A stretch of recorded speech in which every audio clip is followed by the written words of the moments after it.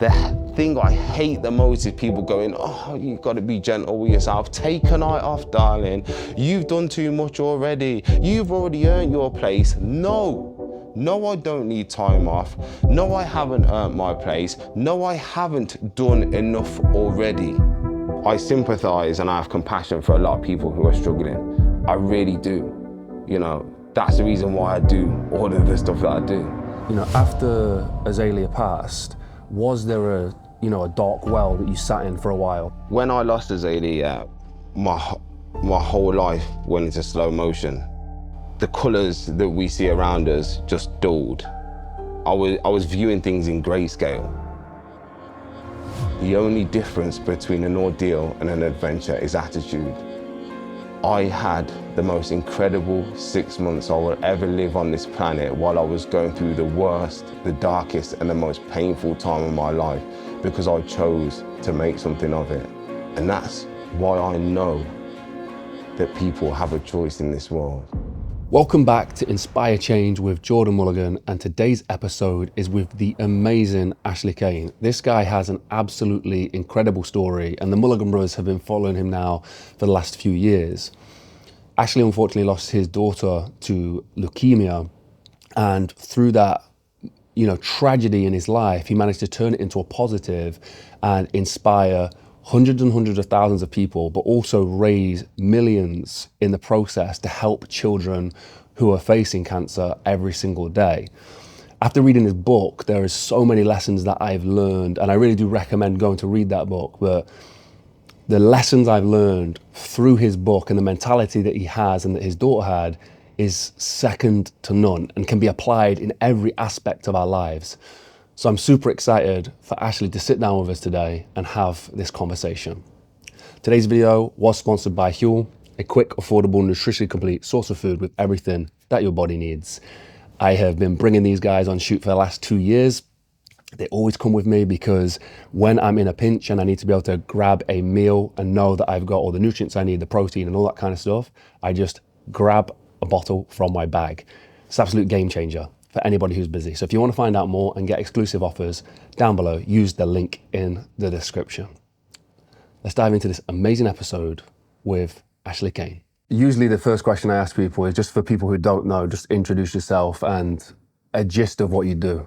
Do you know what? This is always the most complicated question people ask me. My name's Cain. I'm the father of an angel. I'm recently the new father to a beautiful baby boy as well. I do a lot of ultra challenges, which put me in the 0.01% club in the world. And I do them all to continue my daughter's legacy and raise a lot of money for charity. I'm a podcaster, I'm a presenter, I have a production company. There is many strings to my bow, but my most passionate thing is being a father and doing incredible things around the world to take my daughter on a journey and to help other people as much as I can. Which you do a great job of, by the way.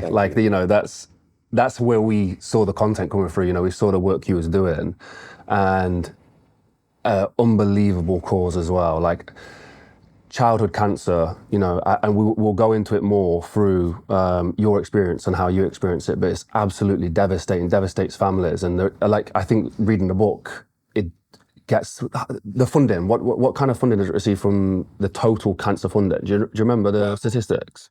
Childhood cancer is the #1 killer of our children in the UK. #1. Nothing kills more of our children than cancer in the UK.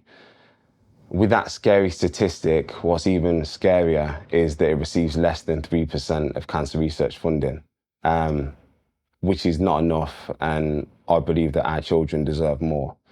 That's why, so many of our children are still being diagnosed with cancer. That's why so many of our children are still passing away as a result of having cancer.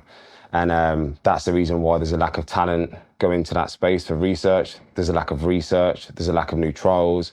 And that's why I'm so passionate about doing what I do, because, I never thought I was going to be the one who would have a child with cancer. And I definitely didn't expect to lose my first child to that disease either. And seeing as that's been the case, I'm trying to do everything in my power to make a difference, to raise awareness, to raise funding, and to create and evoke this change in that space for our children. who have to live in this world and grow up and hopefully have a future. You've got this like tenacity and this almost like infectious energy of like just go-getting that is on another level. It really is on another level. But I'm curious as to, have you always had that? Like, were you born with that? Like, what was the early days like? Do you know what? My early days, I was always competitive. You know, I've got a huge family and a lot of uncles, a lot of cousins, two older brothers. You know, we were always made to compete against each other. You know, I was competing with my uncles, I was competing with my cousins, I was competing with my brothers, and I always wanted to be the best, whether it was in that moment or whether I was biding my time for 15 years to come till I was bigger and stronger and I could prove who I was. Do you know what I mean? But I always wanted to be the best.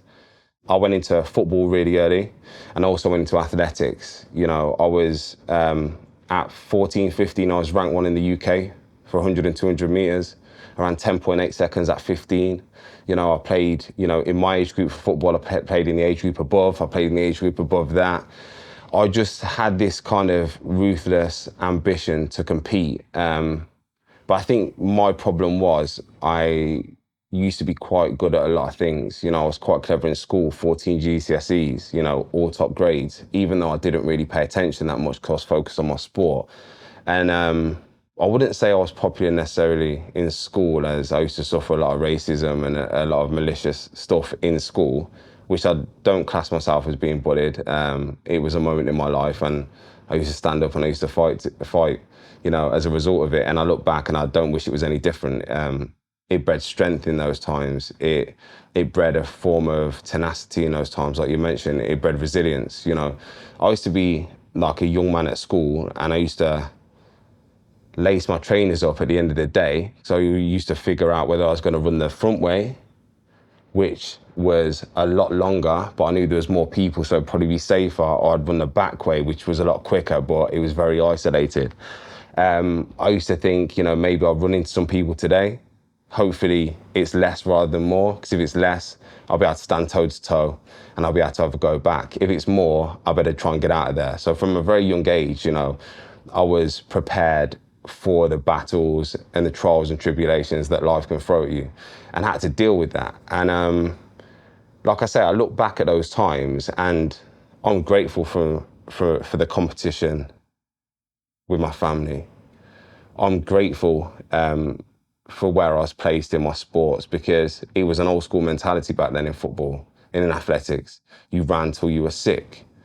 You got up and went out and did what you got to do, no matter how you feel, no matter whether you're a kid or not. And then when I was at school with, you know, racism, with the attacks, with all of these kind of things, like that bred true strength within me, and that bred this kind of attitude where I was prepared to survive at all costs. And it got to a point where, you know, I didn't see it as a problem. I'd seen it as a way of life. And what I find crazy about today is, and you know, I wouldn't want my children to go through what I went through. I wouldn't want anyone to have to go through what I went through during those times. But I didn't know what being depressed was. I didn't know what anxiety was. All I knew was I had to get up and go again the next day. And that's what mentality I adopt now. It doesn't matter what I have to face. It doesn't matter what I come up against. What matters is my attitude towards it.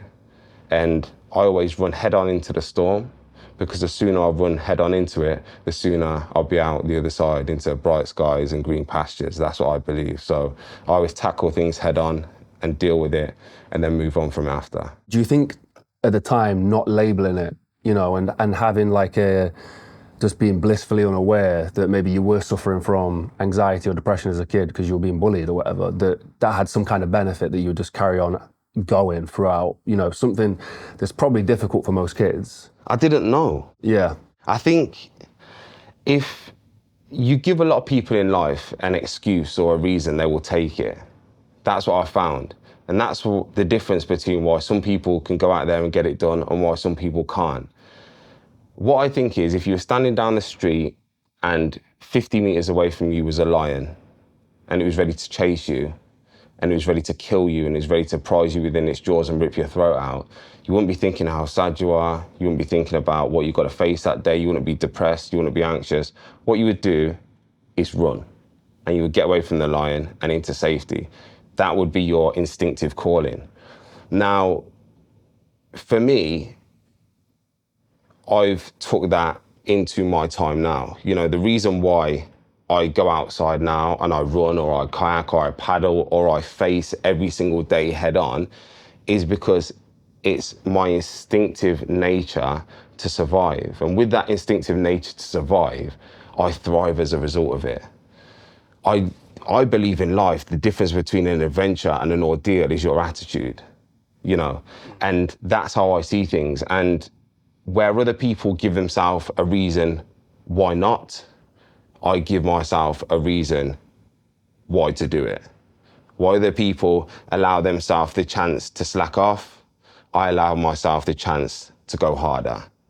Because I fundamentally in my life know who I want to be, I know where I want to go, and I know what it will take to get there, and I'm not afraid to walk down that dark and lonely path to pursue it. And that's what kind of frustrates me a little bit about this generation. I sympathize and I have compassion for a lot of people who are struggling. I really do. You know, that's the reason why I do all of the stuff that I do. That's the reason why I put messages out there every single day. I record videos. I write captions that are as long as this. I go visit people. I go to schools. I go to businesses. I go to different kinds of surroundings to speak to people, to try and help them to get them up off their asses and to be a better version of themselves.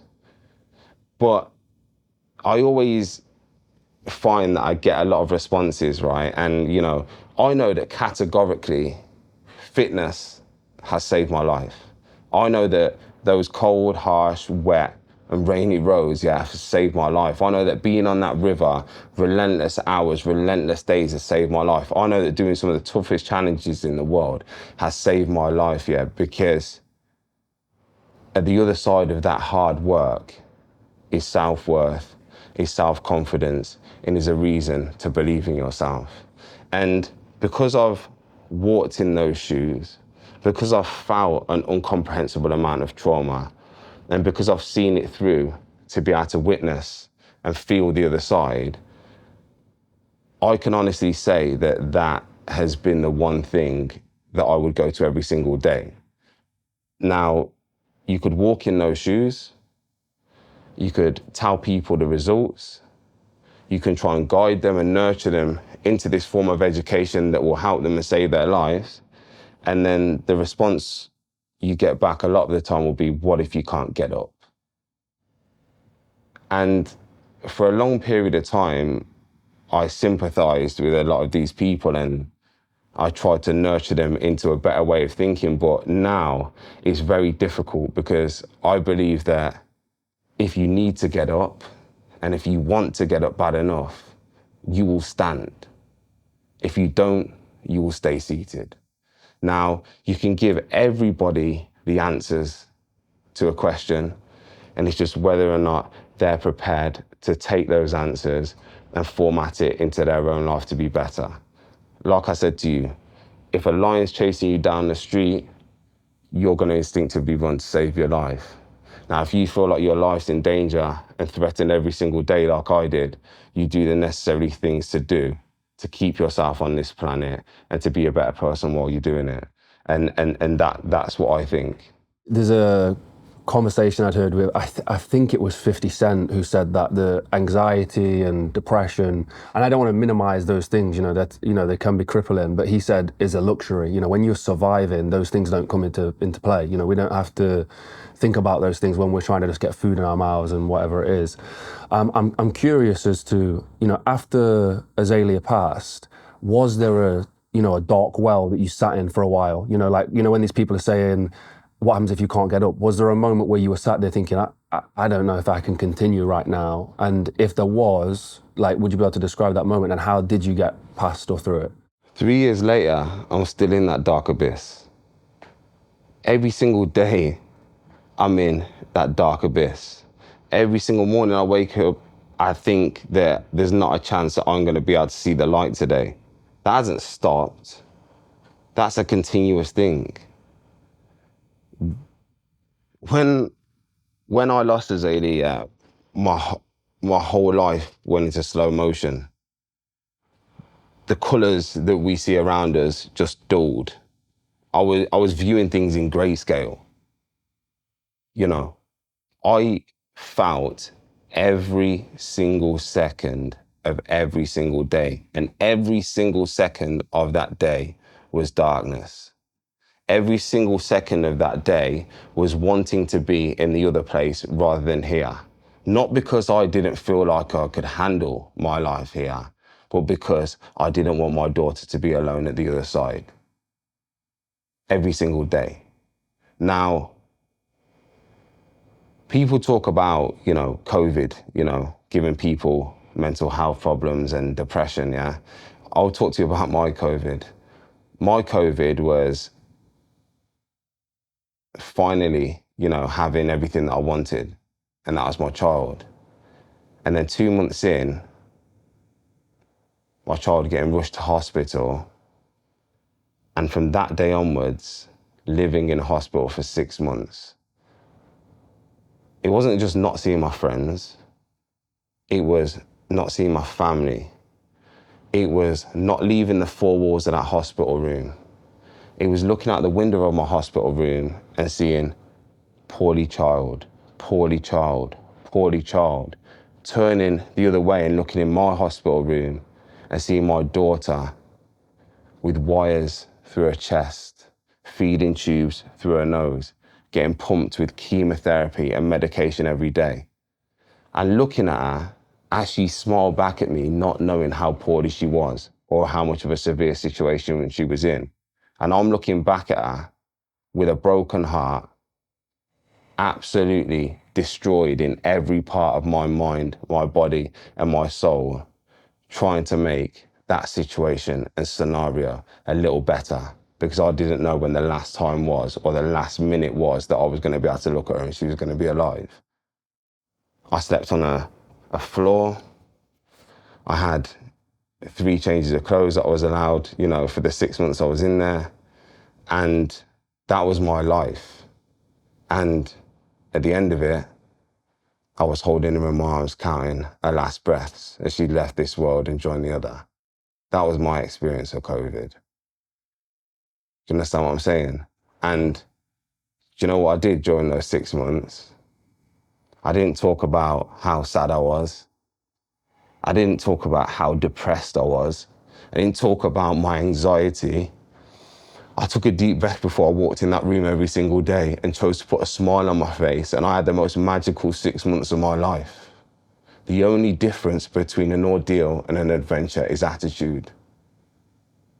I had the most incredible 6 months I will ever live on this planet while I was going through the worst, the darkest, and the most painful time of my life, because I chose to make something of it.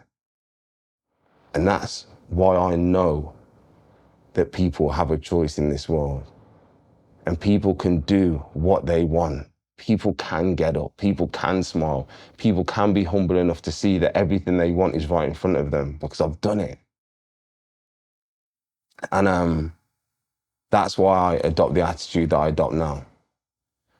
And my daughter was, the biggest catalyst in that. As, a man, as a dad, as a parent, I thought I had to be this kind of person to raise the spirits of her. I thought I had to carry good energy so she would adopt it. I thought I had to smile so she'd see me smiling and feel happy. I knew she couldn't understand what I was saying, but I knew she could feel everything that I radiated. And it turned out that she did all of that and more for me. She smiled, I smiled. She played, I was happy. She fought, I felt brave.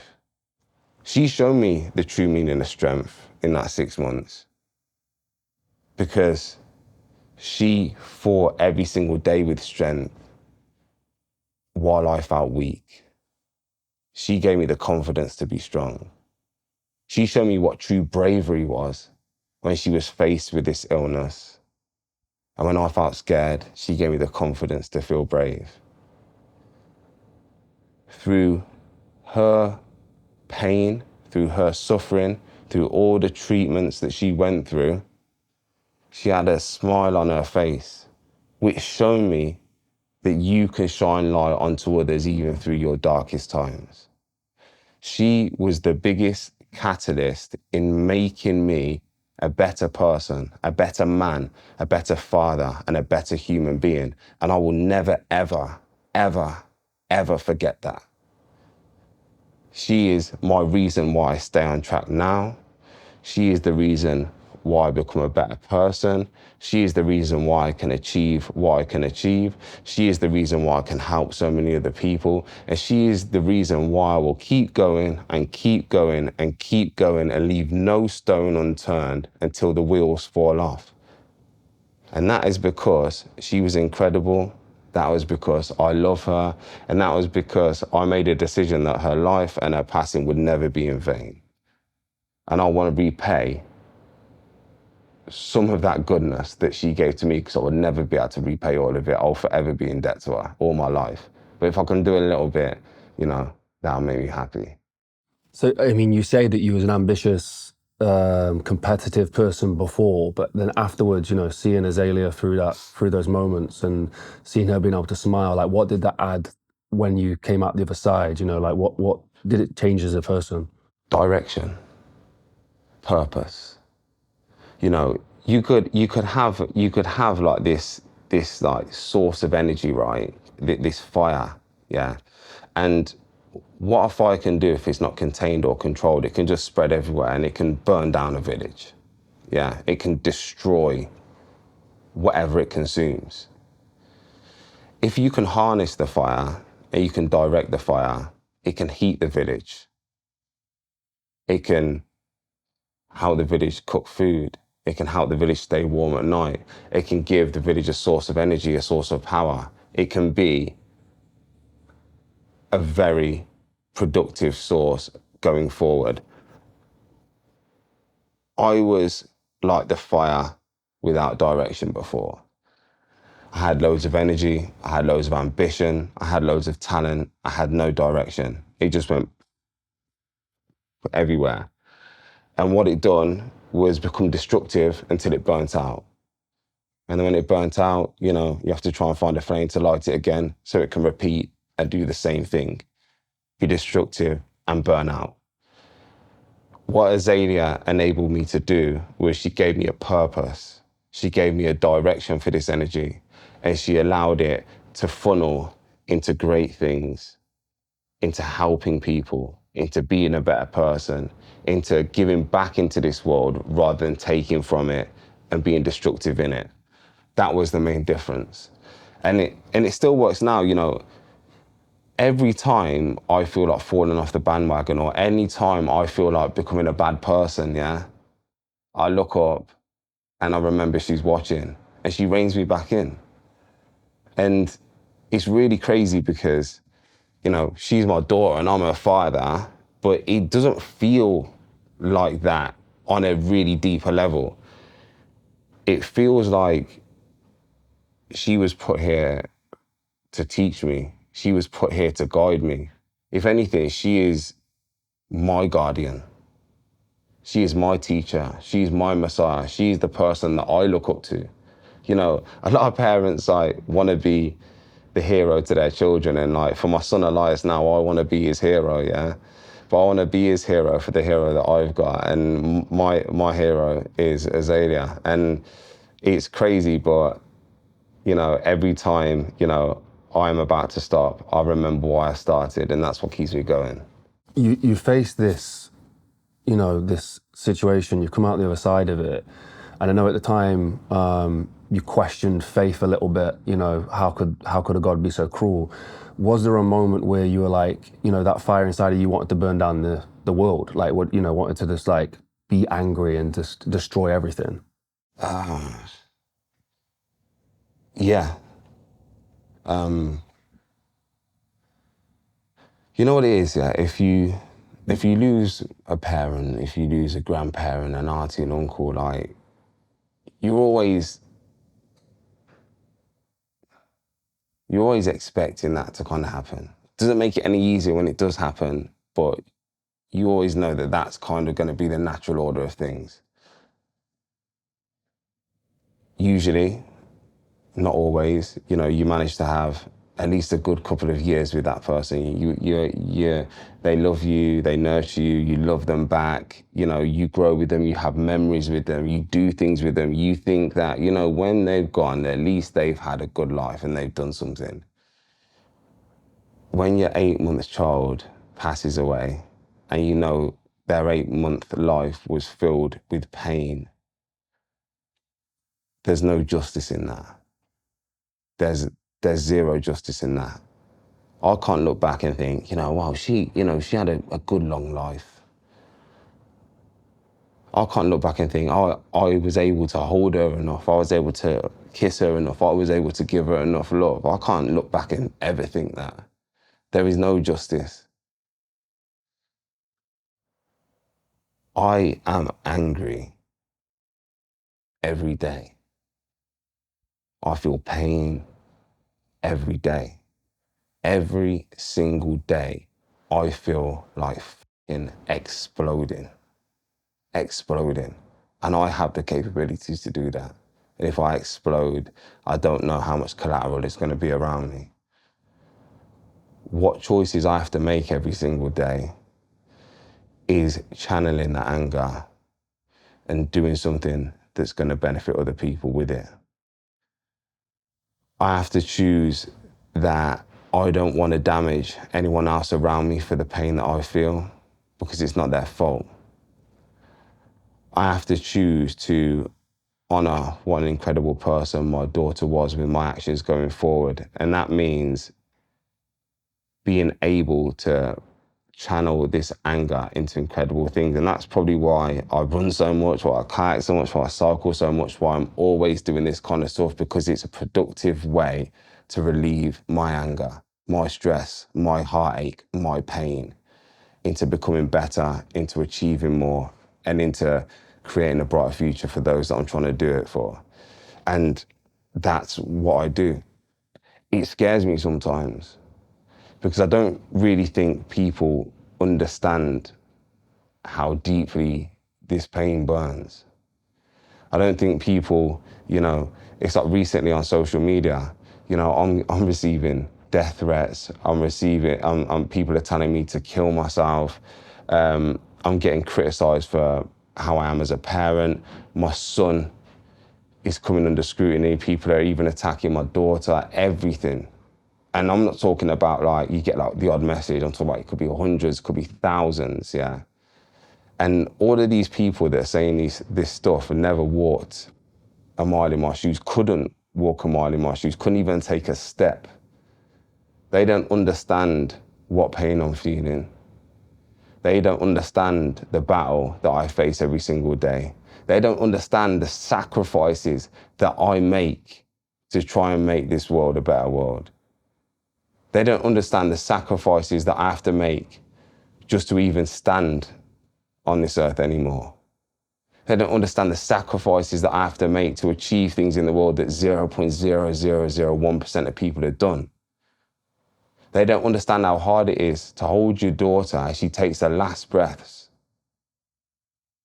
and dies, and then go into the same hospital in the same ward to meet other children with cancer and try and do what you can to help them.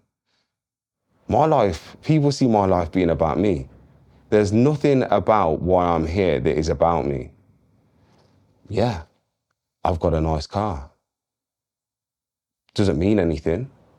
I wanted a nice big car to drive my son around. I drive hundreds and hundreds of miles a week. I've worked really hard to be able to get that car. It doesn't mean anything. I don't look outside and think how amazing my life is because I've got that car. It's just nice to drive every day. That's about it. But if I didn't have it, I wouldn't care. I don't care about all these things.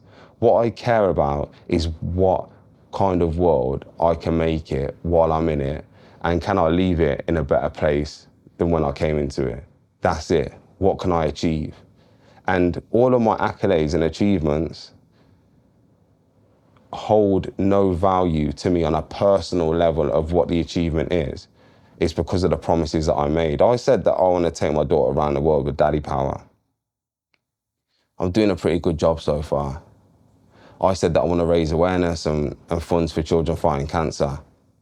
I've not done a bad job so far. I said that I want to be a little bit better every single day. I've not done a bad job so far. I've said I want to create a great future for my son, and I'm building every bit of credential to be able to do that. I want to be a better man for my family so they don't have to worry about me, and so they don't have to worry so much about their own lives. I'm doing all right. You know, I'm not concerned or worried about what other people are doing around me. I'm just concerned in fucking doing it myself and making sure that everybody I love and care about and the things that I'm passionate about have a benefit from it. And that's my reward. You know what I mean? Not a car, not a fancy bit of clothes, not a house. That's my reward. The other bit's just nice, you know? and that's what I think, you know. I think while people are worrying what I'm doing, I'm getting better. While people are making fake accounts to comment on my pictures and videos, I'm getting better. While people are worrying what I'm doing or what I've got, I'm getting better. That's it. Is the metric clear right now? While you're worrying about me, I'm making my situation better. And that's the main difference in this game. I don't focus on others. I don't wonder why someone's got what they've got. I don't wonder why someone's doing what they're doing. I'll go out there and get what I want. I'll go out there and get what I've got. I'll go out there and help the people that I care about. And that's the measure of my life. And no matter how much people say, no matter how hurtful it may be, no matter the sticks and stones and the broken bones that I get along the way, this fucking train isn't gonna stop. I'm a juggernaut. I'm an immovable, unstoppable force of nature that will go after whatever I want to go after and get it at all costs, no matter what I have to face, because of the love that I have in my heart and how much it means to me to get it. So if people want to talk about me, carry on. They're just wasting their time. And they're fueling me either way. Whether you say something good to me, great. Whether you say something bad to me, great. Makes no difference, because my purpose is too strong to let anything affect me or knock me off that track. I wanted to say about that because it's something I wanted to talk about. Firstly, like the idea of people talking about the car or the success or whatever, they obviously have, in my opinion, haven't experienced true loss, because they would know that those things just are not valuable to you at all if they'd experienced something like it's something. And I've always had it. Yeah, exactly. But the comments are disgusting. Like this stuff surrounding your son, you know, a grieving father, you know, having a rainbow baby. And they've come out and said this shit, like it's honestly, I can't, it broke my heart seeing some of the comments, and I just thought it was the stupidest stuff. But I honestly, has it affected, like, does it affect you? Like, you know, getting anything? The maddest thing is, right, you know, since losing my daughter, I've had an odd group of people that are just waiting for an excuse to attack me, right? And then after having my son, based on one incredibly bad worded interview, which I've chose not to say anything about, I'm receiving all of this now, yeah? For me, it doesn't matter who's right and wrong in this, yeah? I wouldn't want to say anything that's going to bring anyone else as much pain as I've had to endure. Do you understand? So what I do is I keep my mouth shut, yeah? What I do is keep focusing on what matters to me. But I can't say that it's not hard. You know what, yeah, like, people can say what they want about me. I do not care. Honestly, you can say anything about me, I do not care. When you're saying stuff about my son, that's hard. When you're saying stuff about my daughter that's passed away, that's hard. When you're trying everything within your power to impact a foundation that's helping children with cancer, that's hard. When your family are receiving all of this flack, when they have done nothing wrong and they are not even involved in it, that's hard. When you are receiving not one, but hundreds, if not thousands of these kind of things a day, it becomes quite difficult. And you start to think, why do I want to wake up and be good today? Why don't I just be a villain today? Why don't I just fuck all this pain, this heartache, this trauma, this sacrifice off and just go out there and be an absolute menace? But I don't. I don't even speak on what was wrong. I just keep my mouth shut and keep doing what I need to do because I have honor and I believe in honor. And I don't believe in directing any kind of pain that I receive onto anyone else. I don't want anyone to feel any hurt. I don't want to damage any reputation. I don't want to do absolutely anything apart from what I need to do in my life, in my direction, in my lane, for my purpose to make my world and the people around me's life better. And that's what I do. You know what it is? Like, you can worry about everything in life. I choose, right, if I choose to put 100% of my energy into things that I can affect. Everything within my power. If something happens outside of my realm or externally from me, I just don't let it bother me too much anymore. Because I look at it in the fact that whether somebody says something good or bad, it doesn't make any difference to the direction I'm going. 100%. I also look at it as if I listened to these negative people who have something to say from 3 years ago, I wouldn't be a fraction, a mere 0.000% of the man that I am now. I wouldn't have definitely not achieved what I've achieved now. And that's all the proof that you need. Never take criticism from people that you wouldn't seek advice from. And half of these people that chat rubbish are really unhappy with their lives. A lot of them haven't really been through anything in their lives themselves. 99.999, probably say 100% of them couldn't take a step in my shoes. Like you think this weekend, what are you doing this weekend, Ash? And you look at a lot of people out there, people would be like, they're going to get a takeaway, they're going to go and have a beer, they're going to go to the pub, they're going to go out, they're going to do this.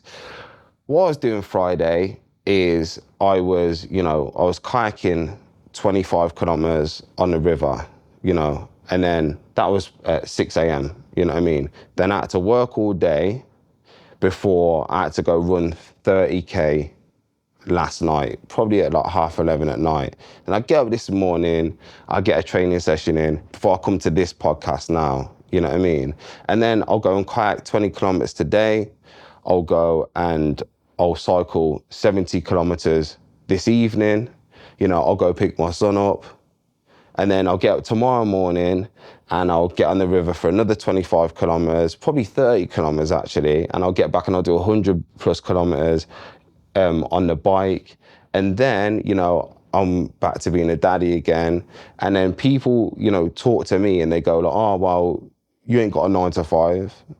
And I'm like, yeah, I know I've not got a 9 to 5. I've got a 24-hour a day, 7-day a week. That's what I have. Because I commit to my work 100%. I commit to being a dad 100%. I commit to my training 100%. And I commit to my ambition, my dreams and my goals 100%. And I don't have a problem finding time because I forge it and I create it to do the things that I need to do to be the person I need to be to achieve the things I need to achieve.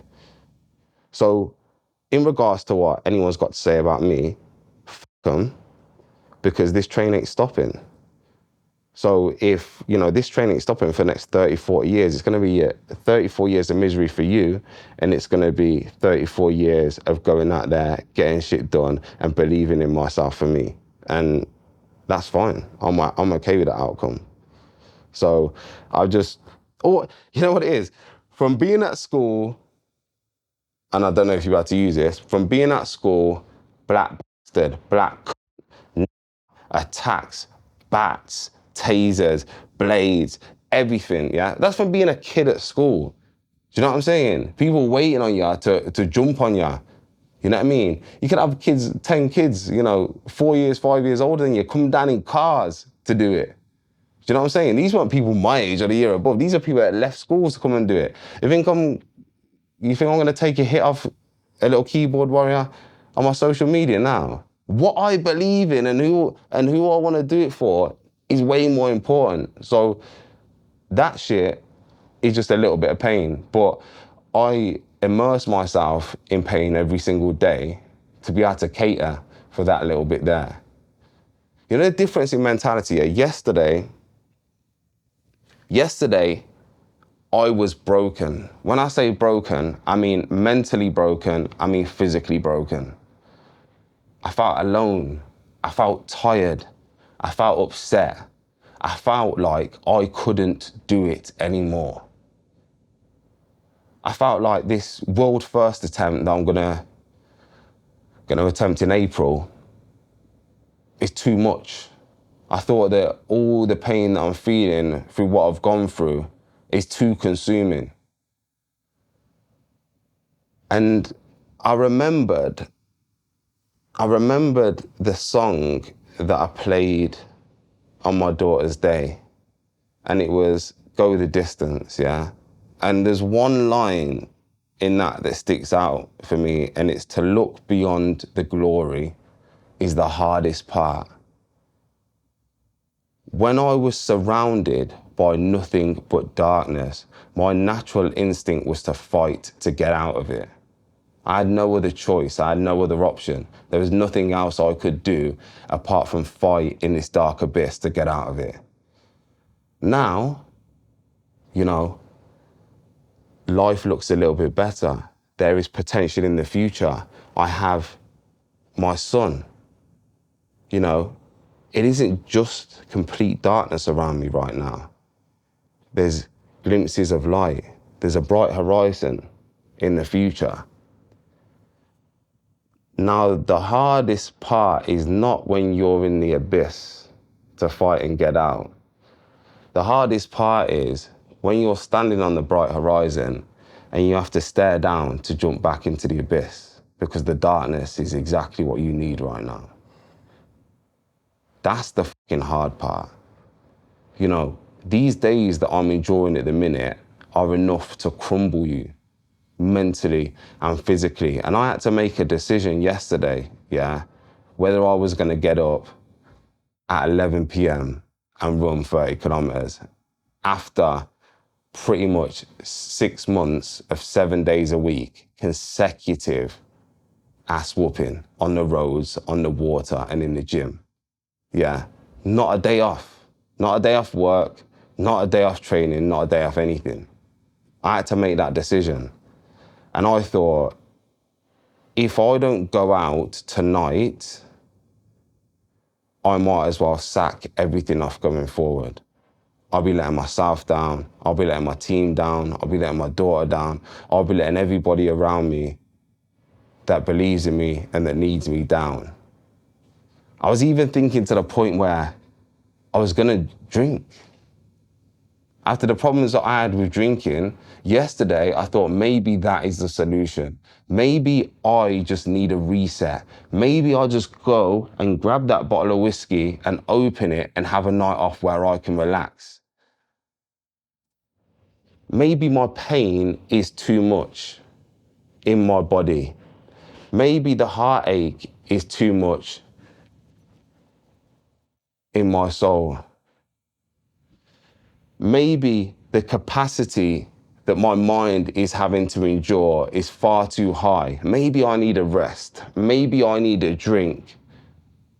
Maybe I need to get away from these comments. Maybe I need to get away from this negativity. Maybe I need to get away from the trauma that goes round and round in my head from losing my daughter. Maybe I need to have a night off. And I stood up and I laced up my shoes and I put one foot in front of the other outside for 3 hours and 30 kilometers. And I came back and all the problems that I thought I had were gone because I walked back in the door feeling like a champion. And that's the fucking difference. The real change in my life came from being able to separate doing what I want to do and being competent in being able to do what's necessary. And now I make decisions every single day based on being competent in doing what's necessary. Is this going to make me better? No. It goes. Is this going to help my life? No.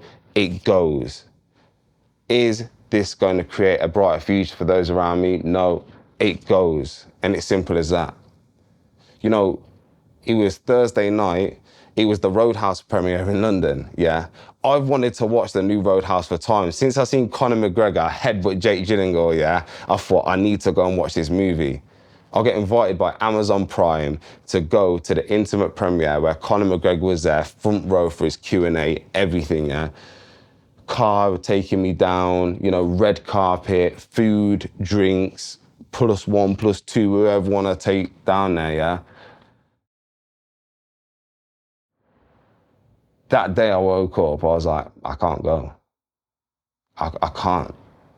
I really, really, really want to go. But I have 6 hours of training today. I have work today. I've got to see my son today. And tomorrow I've got to be up on the river at 6 a.m. There is no way I can go.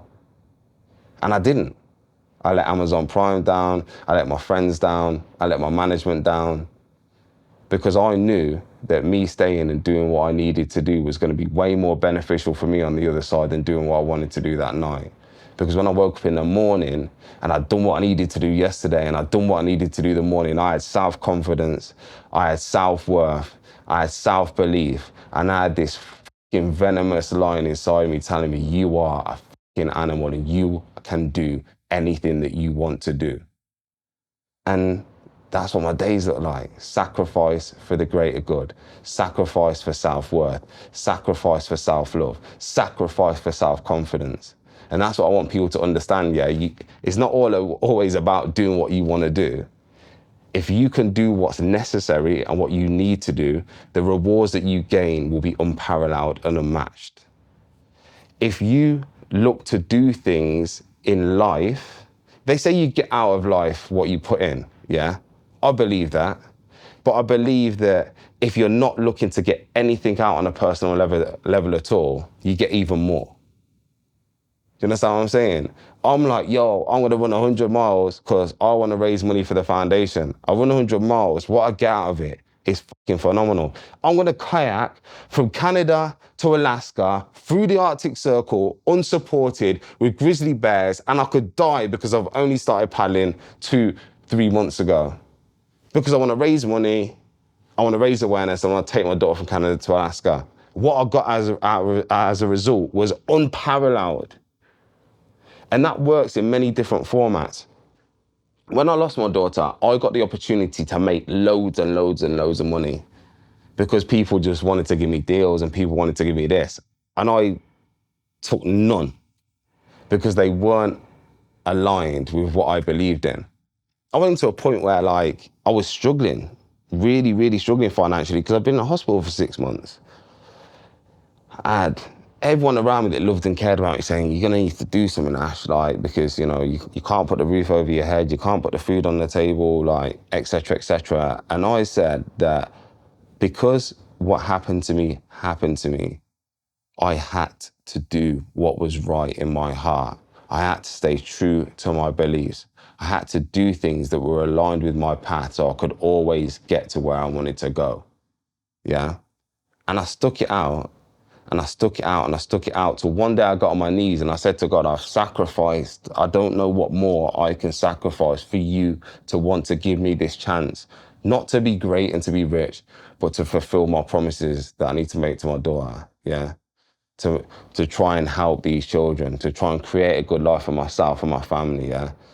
And when I did that and I was near enough at breaking point, things started coming.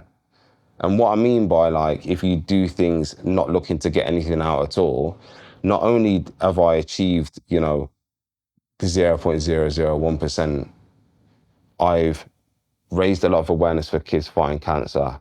I've raised a lot of money for children fighting cancer. I've been able to take my daughter to some of the most incredible places in the world with Daddy Power. I've been able to motivate, inspire, and give people the belief to realize that no matter what they've gone through in life, they can see brighter days if they are prepared to fight. And also, things like sponsorship deals. Things come through because if you've achieved things that no one's ever done in the world, people are going to take an interest. I never thought about that in the first place. That was probably 250th on my list of things I could think of from doing what I wanted to do. But then that happened. But that's what I'm saying. My intent was never for that. And by sticking true to myself, greater things have come as a result. And, you know, I can only be humble to accept it. I can be thankful that it's happened. And I can just make sure that I stay committed to do what I promised I was going to do, because that's the whole reason why I'm here in the first place. There's a moment in the book that gave me incredible perspective on your faith, and I've never heard anyone kind of speak to this before, but you'd question, your faith had wavered a little bit for a moment. You know, you were saying like, why would a God do this? But you found a lot of strength in your faith, knowing that if you were to take the bad path and use that, you know, that energy to destroy the world, that you wouldn't end up in heaven and you wouldn't get to see Azaylia again. And that kind of kept you on a path. Is that something that you still stand by, like in terms of with God and having that sort of connection? Yeah. You know, it's been a common question. Did this make you question your faith? Yeah, of course.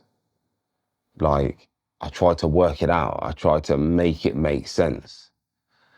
And after, you know, everything, I realized that if I didn't have my faith, I didn't have anything.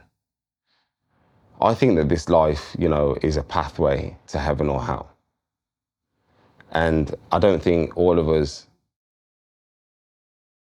have done, will do, or deserve to earn that place in heaven. I think that's part of the challenge of life. Can you be a good enough person? Can you do enough in this world to actually make it through those gates? And I'm trying to build my CV to be able to do that. And what gave me some form of peace and comfort there is that I know that my daughter will be in heaven. I know that she was the most beautiful and purest of souls. And I know that her struggle on this earth would have gave her the shortcut to the most peaceful, the most blissful, the most loving, the most nurturing, the most caring place that any of us could hope, wish, or dream to be. And I'm just trying to fight every single day to join her there. I've never, you know, even though I've always been a God-fearing man, I've never like really wanted to do everything I could do to get to heaven, because I never thought I deserved to be there. And now I know that my daughter is, I will do everything within my power to give myself the best shot at making it through those gates. And that's why I make the decisions that I make on a day-to-day basis. That's why I make the sacrifices that I make. And that's why I choose to be the person that I'm choosing to be, because of the place that I'm desperate to get to so much, because of the person that's there. And yeah. And that's why I chose the song Go the Distance. I don't know if you've heard it. It's from Hercules, you know. Of course, yeah, yeah. It's just everything about that song is how I live my life. It's like, I'll go the distance till I find my hero's welcome waiting in your arms. And to me, that's worth every single day, enjoying whatever I have to endure. The hope that that's the case. And the maddest thing is, yeah, like, nothing in my life is fact-based. It's hope, it's belief. I believe there is heaven. I don't know, I believe. I believe that if there is a heaven, my daughter's there. And I hope that I can do enough in my life to make it through those gates to be with her. Yeah.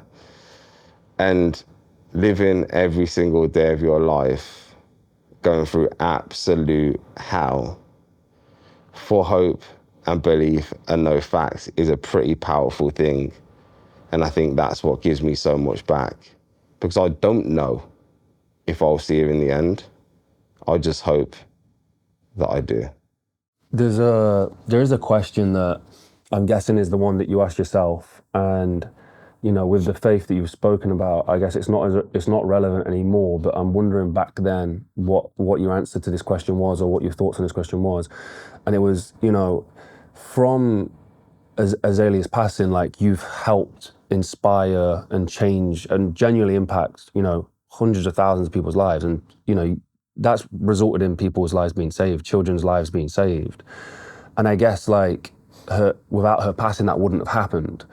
But if there was a God, would he not have been able to, this is a deep question, but like if there was a God, would he not have been able to deliver that lesson without taking somebody from you? And I guess this goes for everybody who experiences that extreme trauma, especially when it's a loss of a child, that it does usually come with some kind of positive impact on the other side of it. But the question of why couldn't he do it without doing that to me? If he was all powerful, why couldn't he deliver that without taking somebody from me?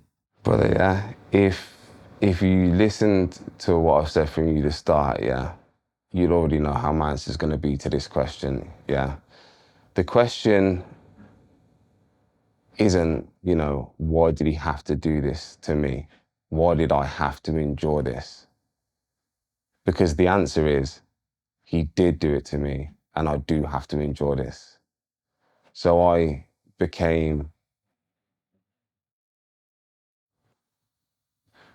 stopped asking that question very quick, and I started answering, yeah. And that's all I can say to you. There's so many what ifs in this world. What if this didn't happen? What if this did happen? Why me? Why did that happen to me? Why did this happen to me? Why do I have to go through this pain? Why do I have to feel this way? Why do I have to think this in my head? You can ask yourself so many questions. And for me, it's unproductive.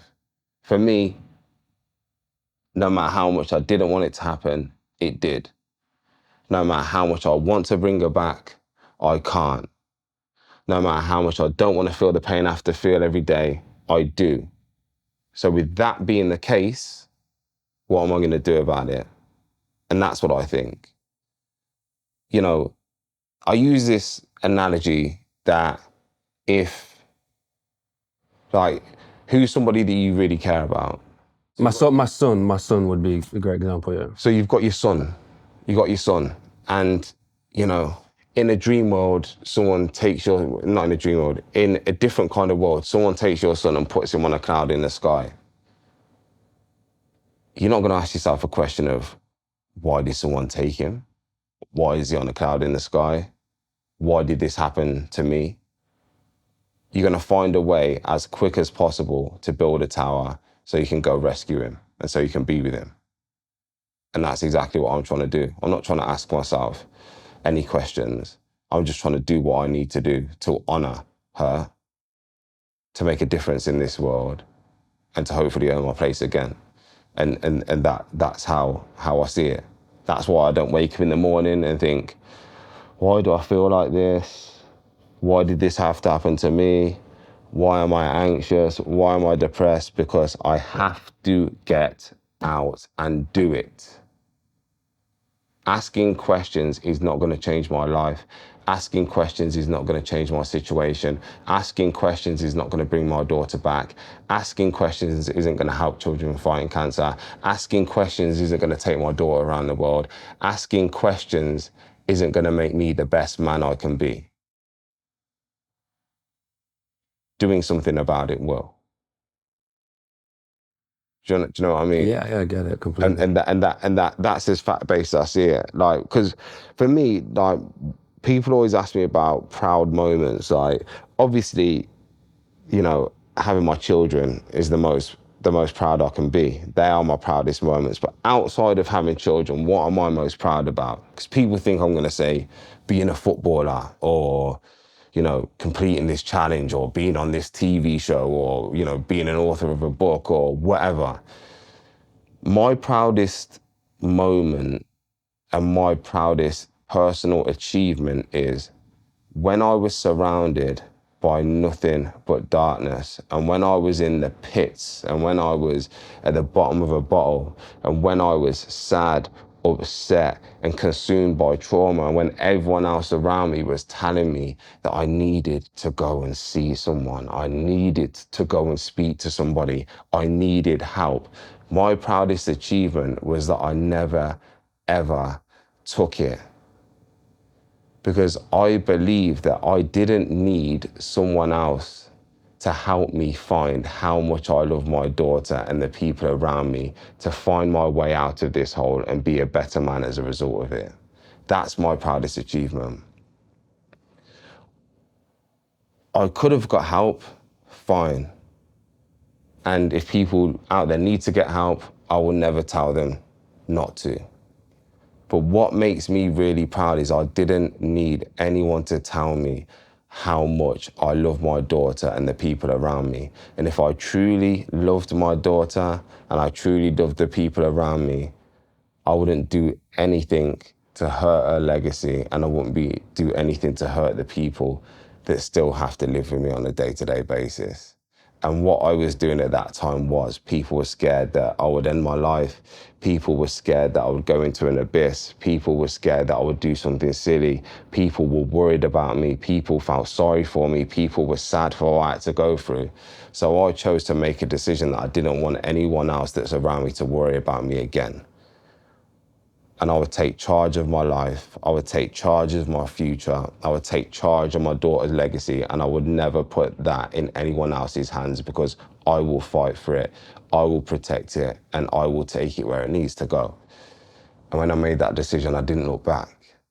That's my proudest achievement. Through a time where everything could have gone wrong, I found the love in my heart to turn it around and make it right. And I didn't need anybody to help me to do that or tell me that that was the right way, because my biggest quality has always been my heart, and it always will be. And I believe that if you stay true to your heart and if you've got a good one, you'll never need any other guidance than that. You know, doing these events, like putting yourself in extreme pain and like, hundreds of miles, which was the hardest event, by the way? Would it have been the one across Canada? Yeah, probably. Yeah, I mean, those depths of pain. There was actually a study about this recently, like ultra endurance athletes, over the 100-mile distance had usually, or almost, I think all of them had experienced extreme trauma at some point in their lives, and they had a better perspective, I'm guessing, to be able to deal with the pain. Is there a perspective that you think, or, an insight into that, like being able to handle, that amount of pain physically, after going through such an emotional, trauma as well? Like, is that giving you something to be able to deal with that? Firstly, why else would you do it? Like, try bringing a bit of like light here. Like, why else would you do that? I don't know. Like, I would, if I didn't go through what I went through, I would never ever be choosing to do this stuff. Had you done anything before? Because it's horrible. Yeah, had you, before, had you done anything like football days? Man, I was a 100 and 200 meter sprinter, 10 seconds and done. Like that was about it. You know what I mean? And then after football, I ended up going into like, lifting weights when I was like powerlifting, and I was massive, and I struggled to walk down the street. And that's what I'm saying. After I lost Azaylia, I would go outside and run, and I could run 600 meters around the park. I'd run 600 meters and I was flagging. And then I'd stop, I'd walk, and I'd run 600 meters again.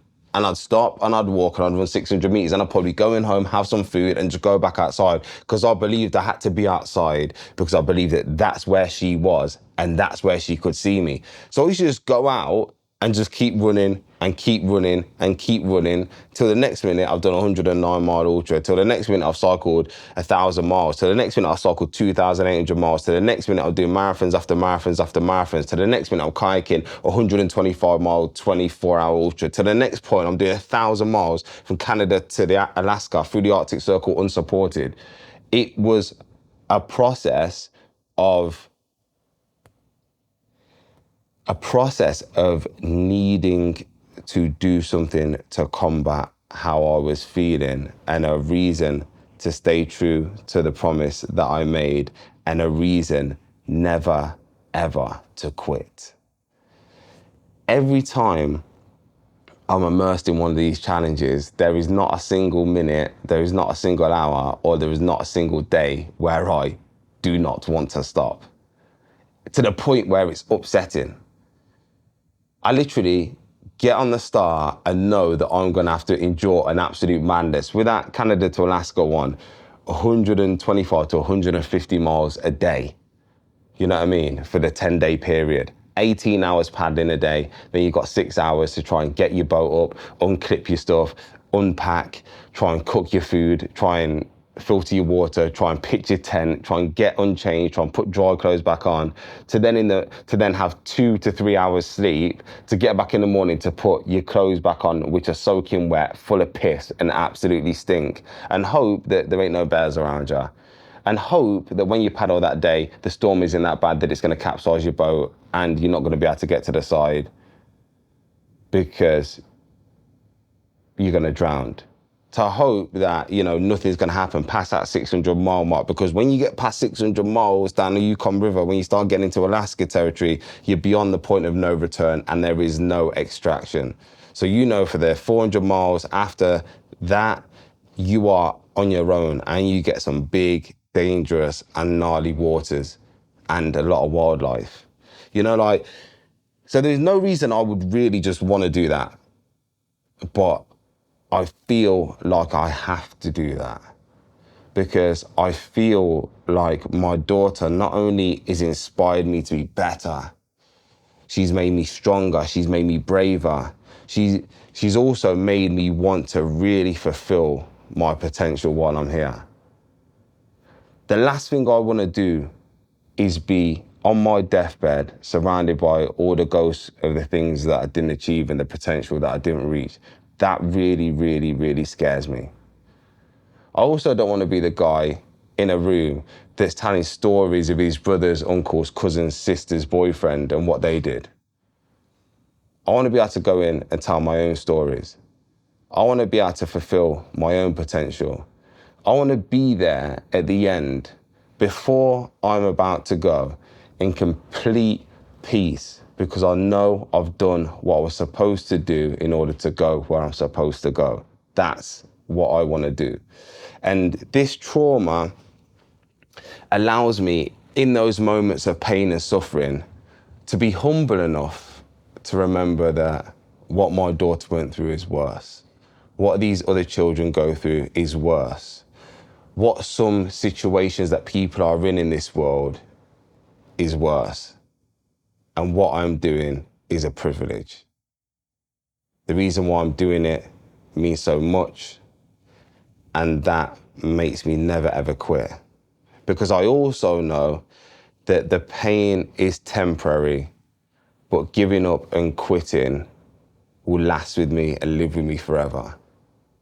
And that's why I will see everything through now.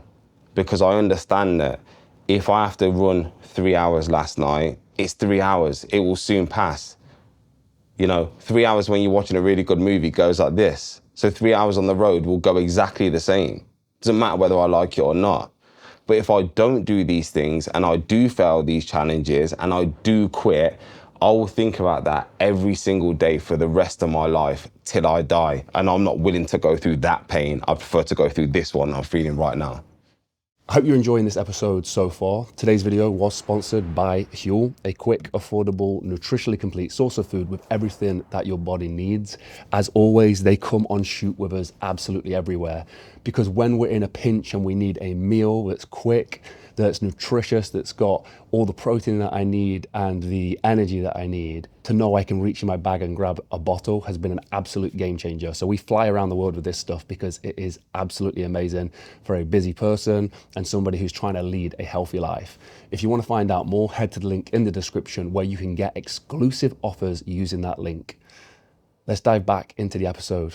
Thank you, Huel, for sponsoring the video. One thing I'm super curious as, you trained for a 100-mile run within a 24-hour period, and I don't know how you calculate it, but you're probably up to 100 or so miles per week of running. But how the hell do you train for 1,000 miles? Like, how do you get that kind of depth of mileage in to be able to do 125 miles every single day? What was the training looking like? Well, you never will do necessarily the distance of your run. It's like if I was training for a marathon, I wouldn't run a marathon. The max I'd run is about 18 miles, you know. So for these things, it's a combination of, you know, strength and conditioning work and heavy miles. But I guess the answer to your question is, okay, this what I'm doing in April, yeah? It's a world first. It's never been done in the history of the world. It's a 900-mile run from Land's End to John O'Groats, a 900-mile cycle from John O'Groats to Land's End, then a 1,000-mile kayak from Land's End to John O'Groats, back to back. It'll take 3 months every single day, pounding, spinning, and churning, yeah? And how do you train for that? You can't really. You can train a lot. You can feel like you've trained enough, but you can never train to the standard of what that event is going to be. Because number one, it'd probably be physically impossible. Number two, if you matched what you're going to do in 3 months' time, you probably wouldn't have the energy to be able to do it. You've just got to get yourself to a standard where your body and mind is capable enough to take it on, and then you've got to be prepared to see it through at all costs. I don't think that, you know, by the time I get on the line on the 24th, I'll be physically like capable. Like, yeah, I'll feel sweet. I'm gonna like run 35 marathons in 35 days. I'm gonna cycle 120 miles back down. I'm gonna paddle, you know, 40 something marathons in 40 something days. I don't think I'm gonna be all right. I think that I'm gonna be hurt mentally, physically. I think I'm gonna be injured. And also, I think I'm gonna wanna quit every single day. But what I know, and is the deciding factor in everything, is that unless a bullet gets put through my brain here, I will not stop. So I will do it. That's what I know. What does training look like today? Like, or the week out, what is that week like? How much? The week out will be a deload week. Sorry, the week, you know, your peak week. Like, what does that look like in preparation for this one? Well, I'll give you an example of the last 3 days. Yeah. You know, like, so I could have like this week, yeah. Say for example, I've had 5 runs this week. So my runs could vary from like 15K to 20K to 25K to 30K to 40K. That could be what my runs vary like. I'll be on the water 5 times this week. So the paddles could range from, you know, 15K, 20K, 25K, 30K, 40K. Paddles, that's 5 of them. Then I'll be on the bike 4 times this week. And then they'll go from 70K to 100K to 200K. Yeah.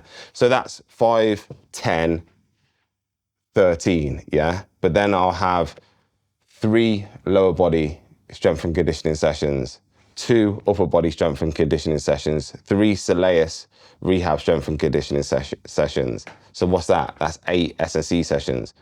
Like, that's what my weeks look like. Then obviously I have to stretch. I have to do mobility. I have to do recovery. I have to do rehab.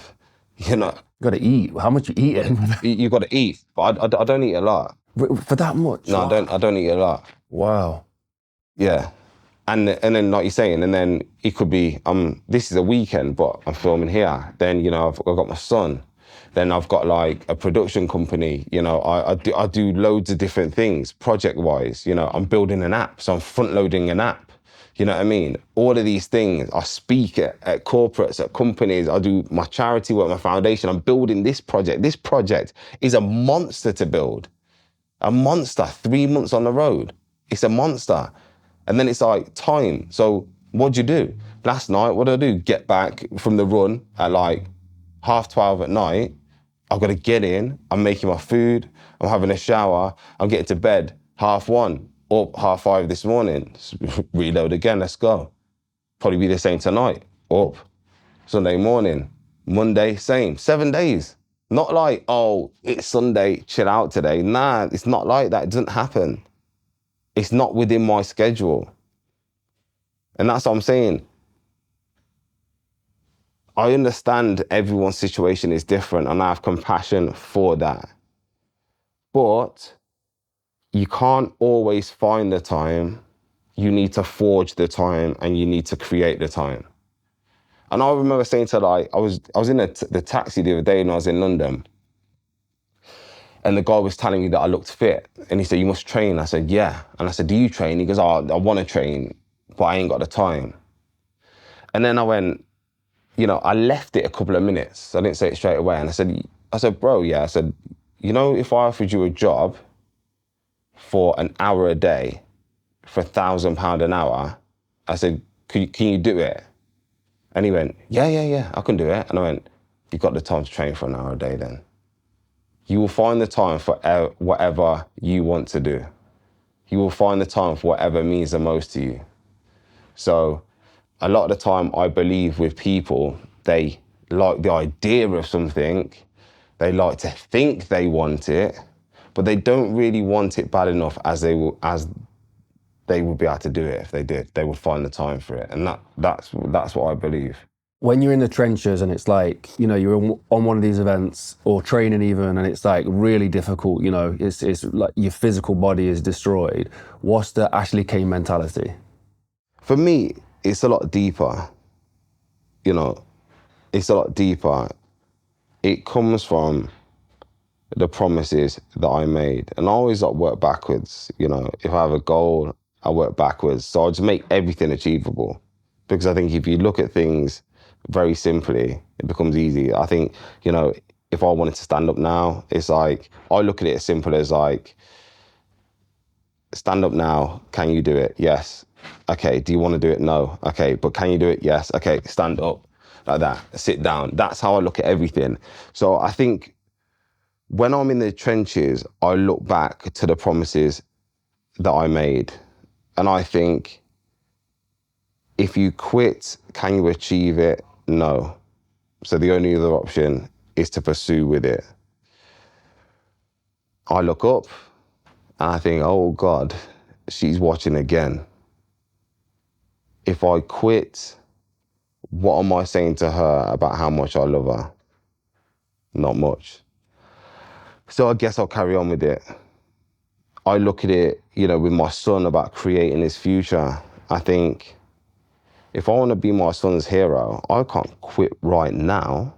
This ain't the toughest thing that I'm ever going to feel. And it's definitely not the toughest thing that I've felt. Guess I better carry on. I look at it on a very clinical and critical level, that how am I going to feel for the rest of the day or tomorrow if I quit right now? And I know the answer is going to be, I'll feel like absolute shit. So I guess I better carry on. I have to be humble enough to realize that what I have the opportunity to do is in fact a privilege. If I have the chance to go and run 50K today, guess what? I feel privileged that I've got the legs that will carry me to be able to do that. That's a privilege that I hold. And it becomes that simple. Not everybody can do it. I am able to, so why not? I look at it in the sense that I really, really, really, really hate what has happened to me. But if it had to happen to me, I'm not going to let her passing in her life be in vain. So I better get to it. I have flashbacks to being in a room and seeing my little girl fighting what she had to fight. And I think there is no way you can quit right now, because she battled far worse. I look at it in so many different dimensions. It's like a Rolodex of it's a Rolodex of privilege that I have. And I cannot take myself seriously if I'm going to roll on my back and surrender. Do you know what I like to be able to do, bro? Yeah. I don't want or need everybody to like me. But if I walk into a room, you will have some form of respect for me. I like being able to have people's respect, because respect means everything to me.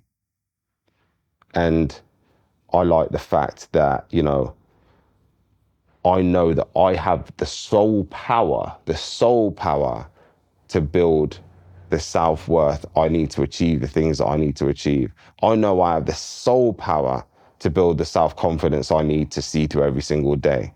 I know I have the sole power to bolster the belief in myself to achieve anything that I want to achieve.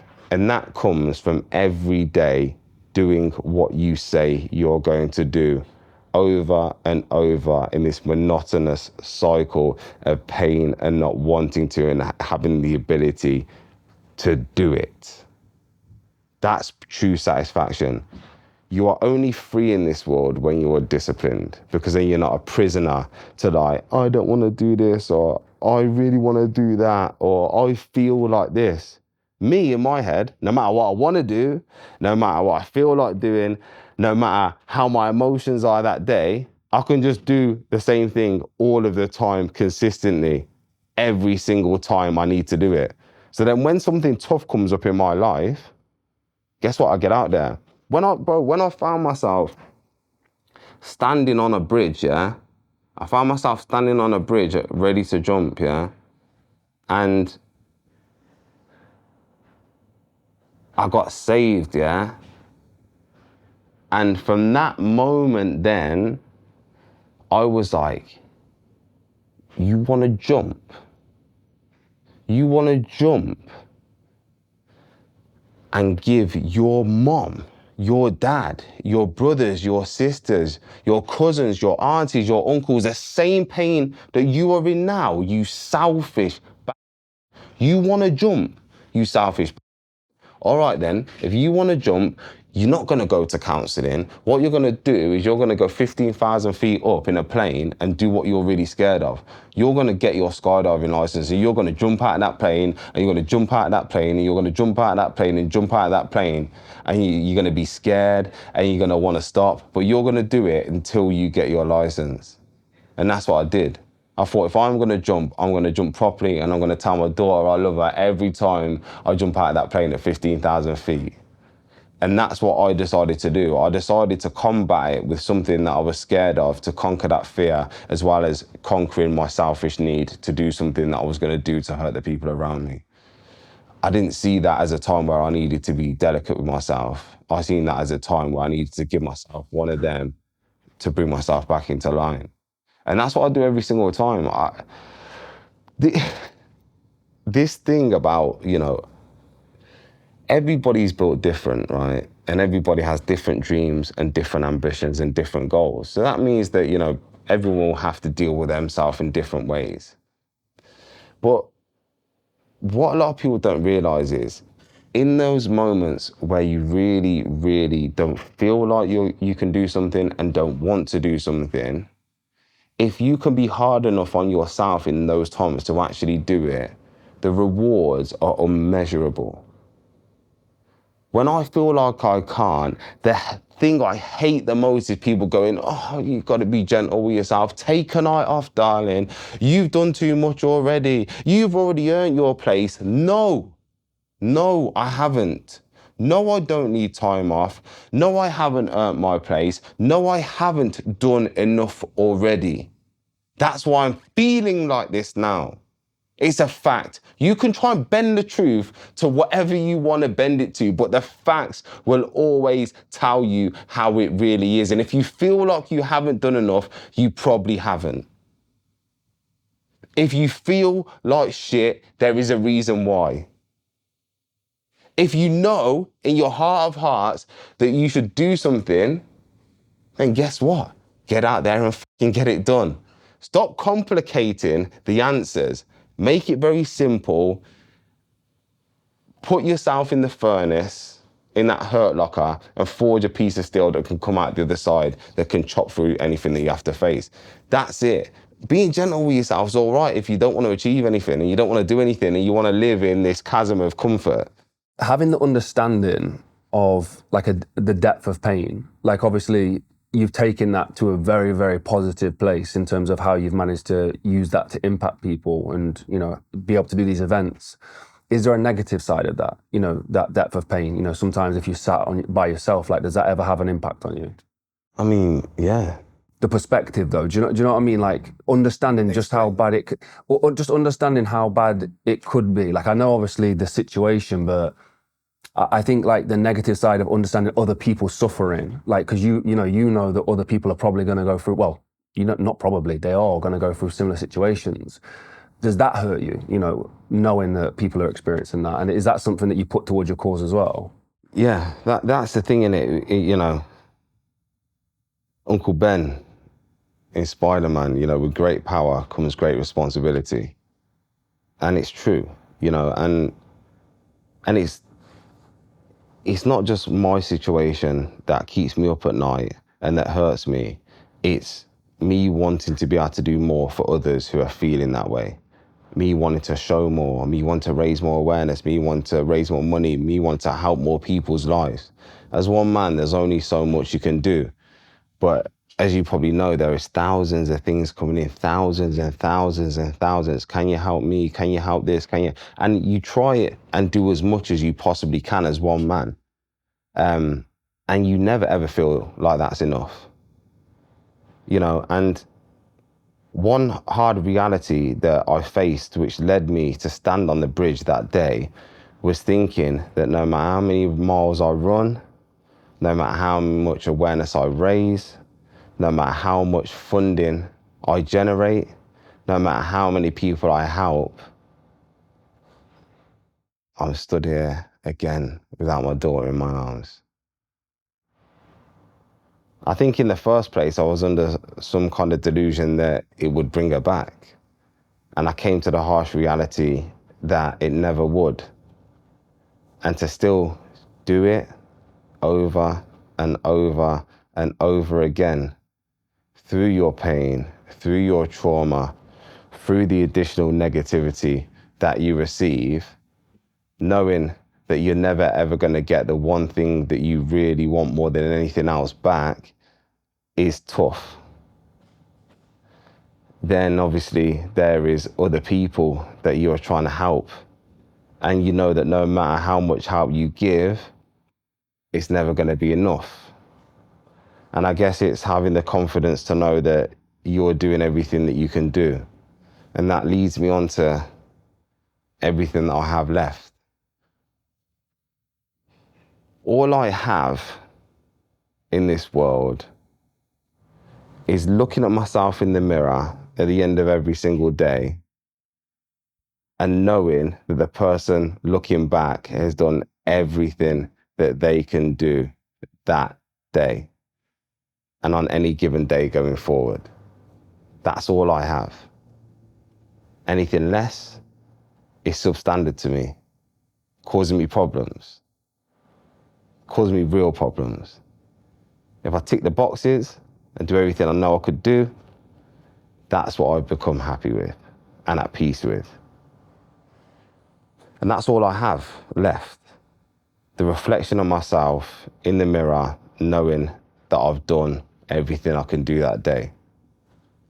And that's how simple my life's become. That's how simple it is. That's what trauma does to you. That's what honesty does to you.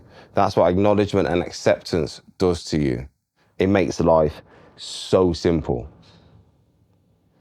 If you're a person that's a victim, life's complicated. If you're a person that's not honest with yourself, life's complicated. If you're a person that points the finger at everybody else, life's complicated. If you're a person that's humble, if you're a person that acknowledges your problems, accepts them, and has the strength and power to move on from them or with them, life becomes very simple because you're accountable for what you're not doing and you're prepared to start doing it.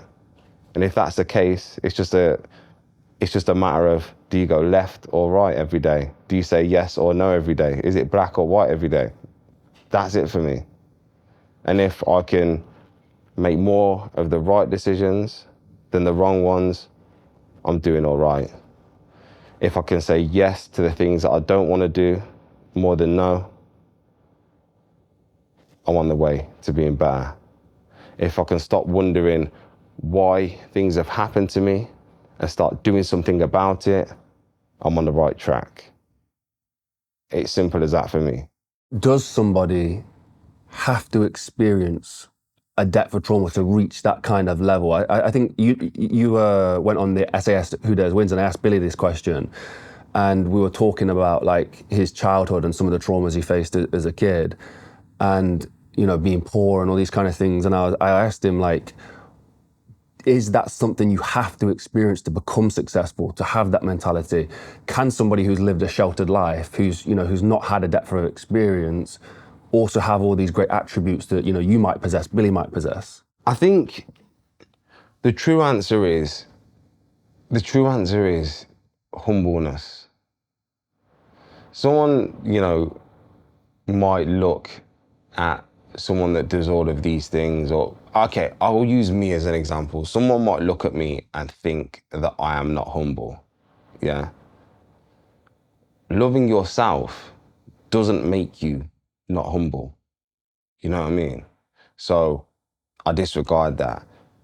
I think it's not so much the trauma itself, but it's what the trauma does to a person.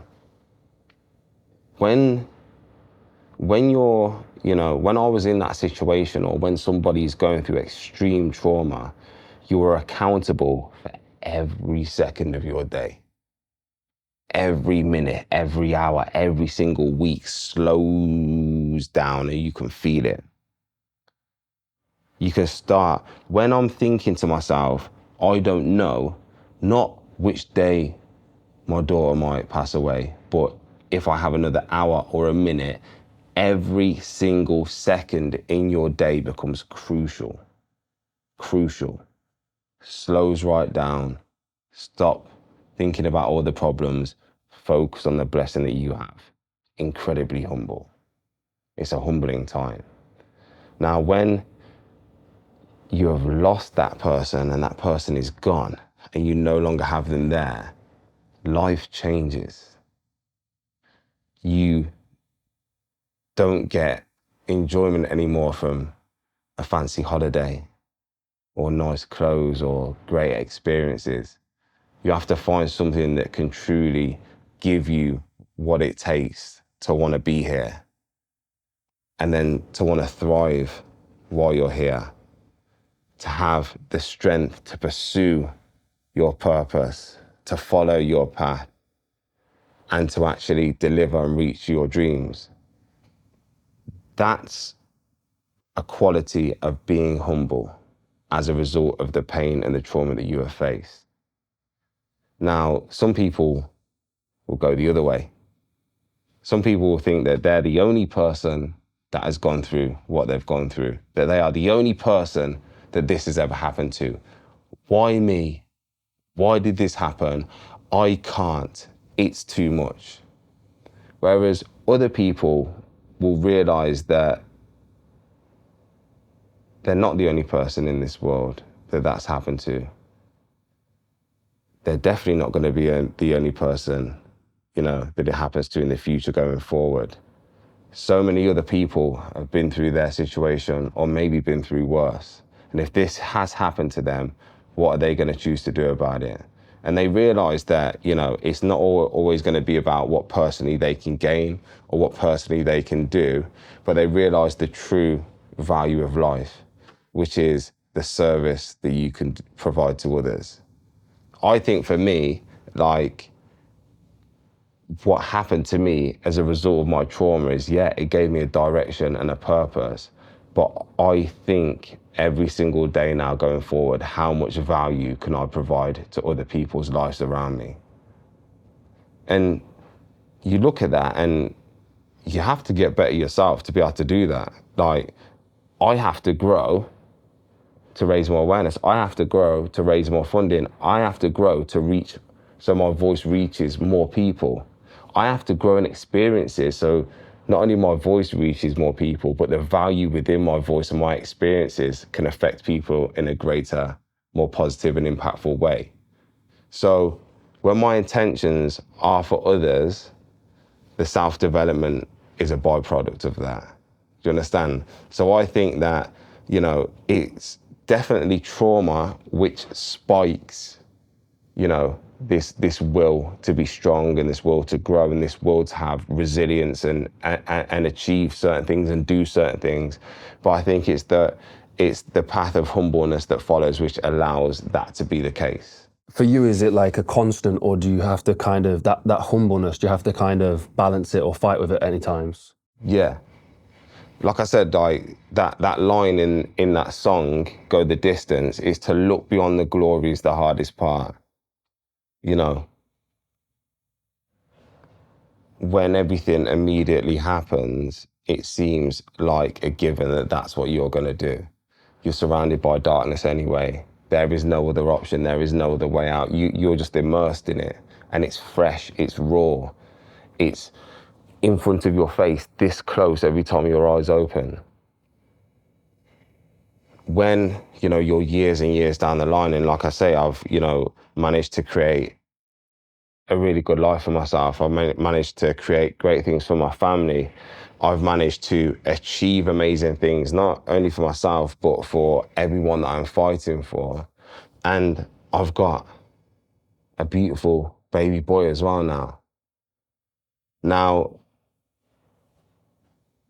what I have to fight with every single morning now is not only my trauma and my pain, but it's to look beyond the things that I could give up my path for, because things look really bright now, and go over and back in the darkness to stay true to who I am, the promises that I made, and to maintain all of this that's in front of me. It's like I missed that part. People around me can receive that part. People who I'm trying to affect and help can receive that part. My son can receive that part. But I have to either go under that part or over that part, because I never really get to appreciate that part, because I still have to maintain this part. I have to grow this part. I have to water this part. I have to nurture this part.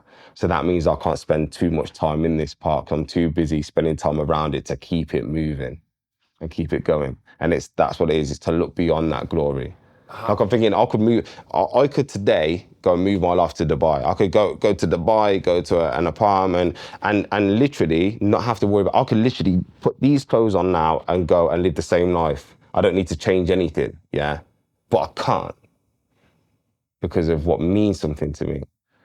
I could go and think, okay, well, there's a Range Rover outside. Oh, I might get a Lamborghini as well. I don't need to. I look beyond everything that I can have for what I need to achieve. And then, so that's what I'm saying.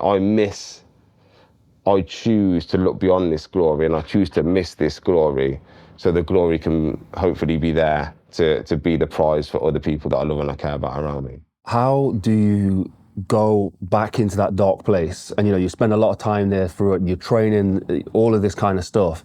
How do you wear both hats? Like, how do you come back and then, be that dad for your son, or, be that great friend or family member? Does it come through? Does that darkness ever come through? Is it difficult to switch between the two? Yeah. I do it because it's what I'm supposed to do. I do it because it's my responsibility. I do it because what happened to me, and I got chose for some reason, and I will fulfill that path. Of course it's difficult, because you're constantly going from being a savage beast and having to fight and do things that you really don't want to do, to jumping into trying to be happy, nice, go-lucky guy for the people that you love and care about. It's tough, but it's what I'm supposed to do. It's what I got chose for, and it's what I will see through. And it doesn't matter that it's hard, because I'm supposed to do it. And that's why, this training, these challenges, the way that I live my life builds all of the necessary qualities that I need to go forward in my life. Do you understand? It's like, it's doing these things every single time, building these credentials, building these life lessons, building that bag of experiences, so that no matter what you need to do in your life, you have the necessary tools to be able to do it because you've gone through that experience. You've battled that trauma. You've did that thing that you didn't want to do. You've faced that demon. You've fought through not wanting to. You've got up again and again and again and again. And guess what? You put a smile on your face while you're doing it. And that's one thing that I've adopted now as well. I've learned to be able to smile through whatever I have to do. If I'm doing a challenge and it's really, really hard and I'm 600 miles in and my rotator cuff's torn and I've got a stress fracture in my foot and I've got an infection all through my face and half my lips been ate by mosquitoes and I've got trench foot, I sit there and I go, and it makes everything a little bit better. Because guess what? I'm still blessed to be here. I'm still blessed to be able to do it. And I'm fortunate enough to have the opportunity to fight for a legacy of someone that's so amazing. Because I was fortunate enough to be her father, and I was fortunate enough to have those 8 months that I had with her. I'm fortunate enough to have my son. I'm fortunate enough to have this amazing family. I'm fortunate enough to be that person that people can rely on and look up to and trust in and care about and know that no matter what he has to face, I'm good for it. And I'm good for it not only for myself, but for other people. I'm in a very fortunate and privileged position if I choose to see it that way. Yeah, I love that mentality. Let's finish on this then, because I wanted to wrap the documentary with this. I think, like you said, the hardest so far that you've done, because your next adventure sounds pretty mad, but your hardest adventure so far was across Canada, from Canada to Alaska.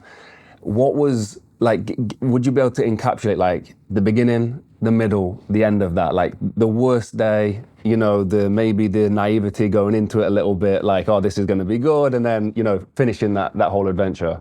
Encapsulate the whole adventure. Jesus Christ, take me back to it. When you say bears, I think the way to encapsulate it is by taking the drama away from it and making it a lot more simple than it actually was.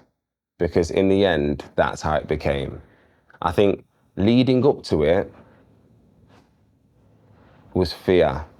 Leading up to it was getting life insurance so that if I didn't come back, my son would have a future. Leading up to it was not only dealing with my own emotions about me going, but my family and my friends' emotions. Leading up to it was thinking, can I achieve this? And if I fail, can I live with myself from coming back, not being able to do it? Leading up to it was thinking, am I going to get eaten by a bear or am I going to drown? All of these things were in your mind. From the moment I said that I was going to do it, I was in the fucking growth zone. To the point that where I stepped on the line, I knew what I had to do. To the point where I'm immersed in the race, everything became automatic because it was a case of life or death, survival or not. So if I can encapsulate it, I would say that whenever in life you get the opportunity to do something that you're scared about, or you have to face something that you fear, or you don't think you're brave enough to step outside of your comfort zone, the minute you make that deal with yourself that you're going to do it, you will grow until the moment that you finished it. And the hardest part will always be to take the first step.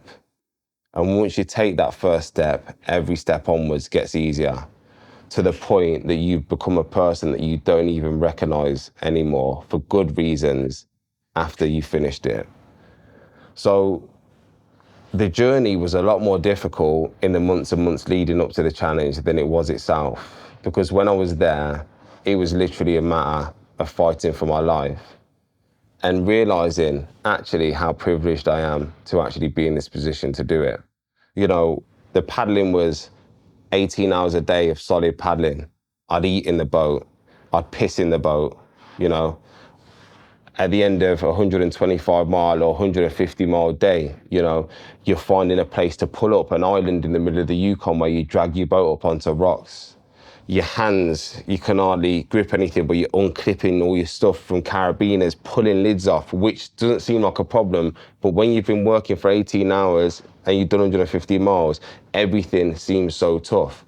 You are standing in the water, getting back in the water, filtering your water when you're soaking wet with piss, with sweat, with dirt. You are getting all your stuff for your tent, pitching your tent. You are taking off your wet clothes, putting your dry clothes on to try and cook your food, either start a fire or something like this. You are then getting in your tent with your bear spray and with your bangers, not knowing that when you go to sleep, if you're going to see a bear or if a bear is going to attack you, to have like 2 to 3 to 4 hours sleep to get up the next morning, to put wet, pissy, dirty clothes back on, to pack your boat to get in for the next day of paddling. You are sleep deprived, you have heat stroke, you have sunstroke. I was getting bit by mosquitoes to the point where I nearly had to have surgery on my lip. I had trench foot, I had a torn rotator cuff, I had a stress fracture.